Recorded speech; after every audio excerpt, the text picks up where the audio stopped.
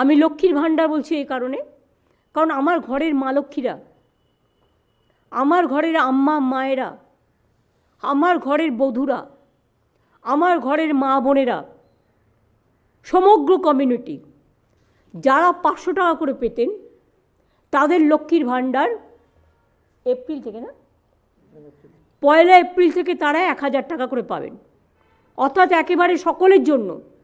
আপনাদের অনেকের মধ্যেই একটা চিন্তা ছিল যে আমি 500 পাই, আরেকজন 1000 পায়, একটা বৈষম্য কেন হচ্ছে। আমাদের আর্থিক হয়তো সামর্থ্য ছিল না, আমরা স্টার্ট করেছিলাম। এই বৈষম্য আমরা চাই না, কোনো জাতিতে জাতিতে থাকুক। আমি জনজাতি এবং তপশিলীদের জন্য 1000 টাকার পরিবর্তে যেমন 1200 টাকা করেছি, তেমনি মনে রাখবেন যে আমি